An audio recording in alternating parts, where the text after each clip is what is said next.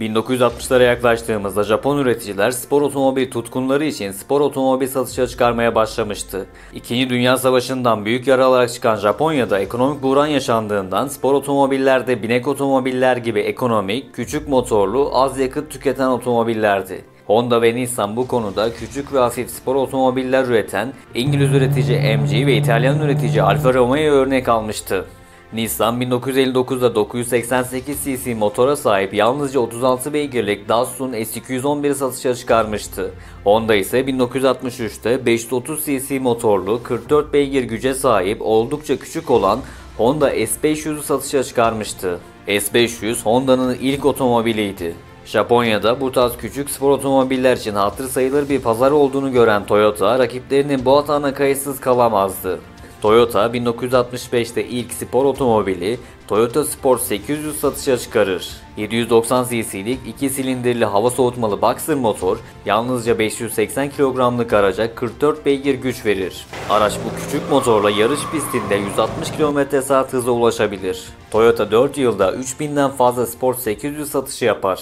1960'larda Toyota'nın en büyük hedefi global pazara açılmaktı. Japon üretici birçok büyük üreticinin müşterileri showroomlara ve bayilere çekmek için üst seviye spor otomobil ya da kupa modelleri kullandığını fark etmişti. Gelen müşteriler spor otomobilleri almayacak olsa bile diğer ekonomik modelleri satın alabiliyordu. Bu amaçla Ford Thunderbird'ü, Chrysler C300'ü, Chevrolet Corvette'i satışa çıkarmıştı. Avrupa'da ise Mercedes 300 SL'i, BMW ise BMW 507'yi satışa çıkarmıştı. Dolayısıyla Toyota'nın da güç, performans ve mühendislik anlamında kendini dünyaya tanıtması için 6 silindirli dünya standartlarında bir spor otomobil satışa çıkarması gerekiyordu. Toyota böyle bir spor otomobil geliştirmek için motor üreticisi Yamaha ile çalışmaya karar verir. Yamaha 1959'da kendi spor otomobillerini geliştirmek için kendi bünyesinde bir birim kurmuştu. Yamaha ilk başta Nissan için A550X adında bir prototip geliştirse de Nissan bu projeden vazgeçip Nissan Silvia Coupe'yi satışa çıkarmıştı. Bu nedenle Yamaha prototipi Toyota'ya önerince Toyota bu teklifi kabul eder. Toyota'nın tasarım departmanı da Yamaha'nın modelinde bazı değişiklikler yapar. Tasarımcılar Jaguar E-Type'dan fazlasıyla esinlenir. 1967 yılında Yamaha ile ortak geliştirilen Toyota 2000 GT satışa çıkar. Arkadan itişli 2 litre motora sahip aracın gücü 150 beygir olur. 2000 GT 217 km/saat hıza ulaşabilir. Bu hız o yıllar için oldukça etkileyiciydi. Çekici bir tasarıma sahip modelin açılır kapanır farları da etkileyici bir detay olur. 2000 GT tasarımı, performansı ve sürüş zevkiyle çok büyük bir beğeni toplar. Ayrıca araç 1967'de James Bond'un İnsan İki Kere Yaşar filminde boy gösterir.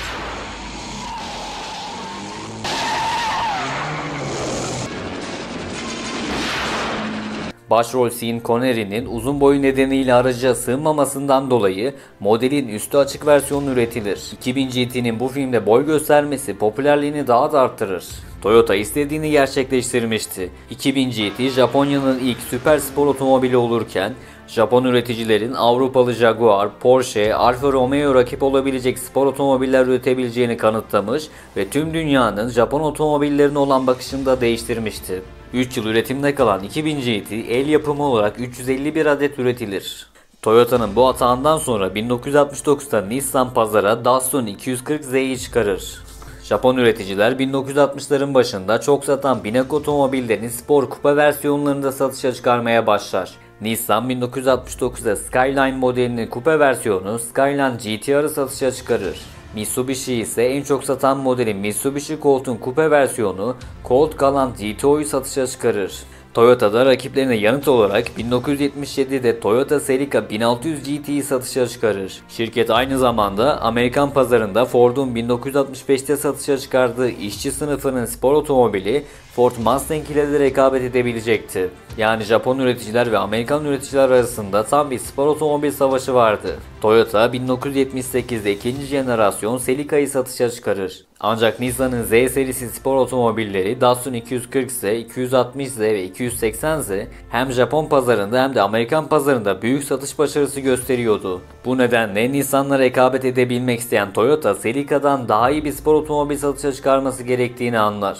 Şirket bu hedefle 1978'de Celica'nın biraz daha uzun ve geniş versiyonu olan Celica Supra'yı satışa çıkarır. Celica'nın 4 silindirli motoru yerine 2000 GT'nin 6 silindirli motoru bu modelde kullanılır. Ayrıca Toyota Supra için spor otomobil üretici Lotus'tan mühendislik ve parça desteği de alır. Yerli pazarda Celica XX adıyla yer alan model ağırlıklı olarak Japon pazarında satılır. Toyota 3 yıl sonra Supra'yı tamamen yeniler. A60 kasa Celica Supra çok daha sportif bir görünüme kavuşur. 2.8 litrelik motor araca 145 beygir güç verir. Modelde 2000 GT'de olduğu gibi açılır kapanır farlar kullanılır. Supra'nın yol tutuşu ve performansı fazlasıyla etkileyiciydi. Car and Driver dergisi dönemin 8 spor kupa modeli arasından en iyi spor kupa değerlendirmesinde Supra'yı Audi Coupe GT'nin ardından ikinci sıraya koyar. Yol tutuşunda ise Ferrari, Lotus ve Porsche'den sonra 4. sıraya yerleştirir. Model Performance Type ve Luxury Type olmak üzere iki versiyonla satışa çıkar. Lüks versiyon dijital gösterge paneli ve deri koltuklar ile farklılaşırken elektrikli camlar, merkezi kilit sistemi, elektrikli aynalar, otomatik klima, hız sabitleyici iki versiyon için de standart donanımlar olur. Model 4 yılda 150 binden fazla satış yapar. Tabii Japon rakipler de boş durmaz. Nissan 1983'te Nissan Z31'i satışa çıkarır. Turbolu motora sahip aracın gücü 205 beygir olur. Mitsubishi ise 200 beygirlik 4 çeker turbolu Mitsubishi Stereo'nu satışa çıkarır. Subaru ise 1985'te Subaru XE ile pazarda yer alır. Rally yarışlarında çok başarılı olan Subaru ve Mitsubishi, rally araçları için geliştirdiği turbo teknolojisini spor otomobillerine de aktarmıştı. Mazda ise RX-7'yi satışta tutmaya devam eder. Yani Japon üreticiler arasında tam bir spor otomobil çılgınlığı vardı. Her yıl yüz binlerce spor otomobil satan Japon üreticiler dünyada adeta spor otomobil pazarını ele geçirir. 1986'da 3. nesil Toyota Supra satışa çıkarılır. Artık Celica ismi kaldırılır ve Supra ayrı bir model olur. Daha büyük 3 litrelik motorla güç 200 beygire çıkar. Bu sayede önceki nesilleri düşük beygirli Supra güç konusunda Japon rakiplerini yakalar. Hatta 2 yıl sonra turbo teknolojisini kullanmaya başlayan Toyota Supra'nın gücünü 230 beygire kadar çıkarmayı başarır. Aracın sıfırdan %100'e hızlanması 6.4 saniye olur. Toyota en güçlü Supra'ları sadece Japon pazarı için üretir.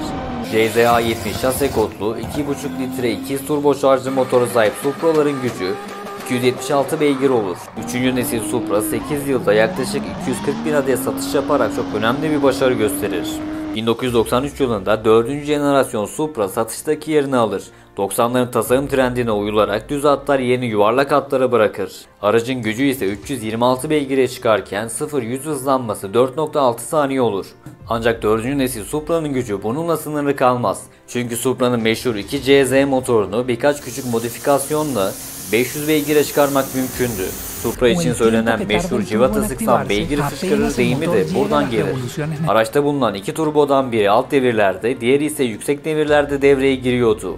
Bu iki turboyu çıkarıp yerine devasa bir turbo takıldığında Supra'nın gücü 1000 beygirin üzerine çıkıyordu. O yıl Formula 1 yarışını kazanan aracın gücü ise 657 beygirdi. Dayanıklılık deyince ilk akla gelen marka olan Toyota, aracın motor, şanzıman gibi pek çok parçasını bu uçuk güçlere dayanacak şekilde üretmişti. Yani Japon üretici Supra severlere potansiyeli sınırsız bir spor otomobil sunmuştu. Tabii ki akıllara gelen en büyük soru bu beygir canavarı nasıl duracaktı? Toyota bunu da düşünmüş ve dünyanın en iyi frenlerini Supra için geliştirmişti. 1997 ve 2004 yılları arasında Supra dünyada en kısa durma mesafesine sahip otomobildi. Ancak 2004 yılında Porsche Carrera GT Supra'nın rekorunu kırabilecekti. Supra'nın popülerliğini zirveye çıkaran şey Hızlı ve Öfkeli filmi olur. 2001 yılında vizyona giren serinin ilk filminde Paul Walker'ın canlandırdığı Brian O'Connor karakterinin kullandığı turuncu Supra çok büyük ilgi görür.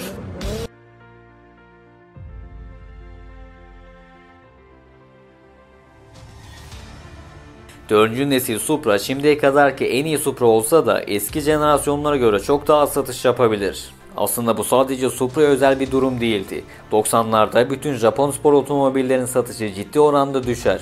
Çünkü Japon üreticilerin 1970 ve 80'lerde ekonomi sınıf otomobillerle ve spor otomobillerle Amerikan pazarını adeta işgal etmesi Amerika'yı çok ciddi rahatsız etmişti. Japon otomobiller Amerikan otomobillerine göre çok daha ekonomik, dayanıklı ve sürmesi keyifli otomobillerdi. Yerli üreticilerinin batacağından endişelenen Amerikan hükümeti 1985'te doları değersizleştirme politikası izler. Dolar ciddi değer kaybedince Japon otomobilleri Amerikan pazarında pahalı olmaya başlar. Bu pahalılık Japon otomobilleri olan talebi azaltır. Tabi spor otomobil pazarı da bundan payını alır. Çünkü Japon spor otomobillerinin en büyük pazarı Amerika'ydı. Önceki jenerasyonda 200.000'den fazla satış yapan Supra bu jenerasyonda ancak 20.000 adet satış yapabilir. Nissan'ın Z32'si 11 yılda 160.000 adet satış yapar. Ancak önceki jenerasyon Z31 sadece 6 yılda 320.000 adet satış yapmıştı. 1991'de satışa çıkan 3. jenerasyon Mazda RX-7 2002 yılına kadar 68.000 adet satış yapabilir. Önceki jenerasyon RX-7 ise sadece 7 yılda 270.000 adet satış yapmıştı. 1991'de satışa çıkan Subaru SVX ise bir önceki nesil Subaru XT'den 4 kat daha az satış yapmıştı. Pazara yeni giren Honda NSX ise istediği satışları yapamamıştı.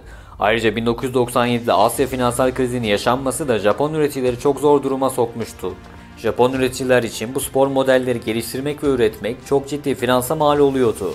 Artık satış adetleri de bu maliyetleri karşılamaz hale gelmişti. Bu nedenle üreticiler bu spor modellerinin satışını durdurma kararı alır. Toyota 2002 yılında Supra'nın üretimini durdurur. Mitsubishi ise 2000 yılında 3000 GT'yi satıştan çeker. Honda NSX ise 2005 yılında satıştan çekilir. Subaru SVX 1996'da satıştan çekilmişti bile.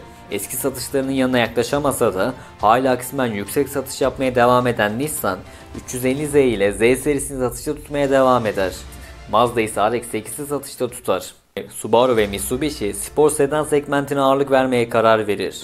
Mitsubishi çok satan sedanı Lancer'a turbo şarjlı güçlü bir motor yerleştirir. 4 çeker turbolu 405 beygirlik Lancer Evo'yu satışa çıkarır. Subaru ise Impreza VRX'i satışta tutar. Bu yöntem üreticiler için çok daha az maliyetli olur. Ancak Toyota hala spor segmentte var olmak istiyordu. Şirket 2008 yılında Subaru'yu satın alır. 2012 yılında iki üreticinin ortak geliştirdiği yeni spor model Toyota GT86 ve Subaru BRZ olarak satışa çıkar. Toyota Supra'yı tekrar geri getirmeye karar verir. 2019 yılında 5. nesil Supra 17 yıl aradan sonra satışa çıkar. Supra, BMW Z4 ile ortak platformda üretilir ve birçok ortak parça barındırır. Ayrıca Supra'da BMW motoru kullanılırken en güçlü model 382 beygir gücünde olur. 0-100 hızlanması ise 3.9 saniye olur. Yeni Supra birçok otomobil dergisi tarafından yılın otomobili seçilirken McLaren 600 GT, Porsche 718 Cayman GT4, BMW M8 gibi rakiplerine rağmen yılın en iyi yol tutuşuna sahip otomobili seçilir. Yeni Supra $50.000'dan başlayan fiyatla satışa çıkar.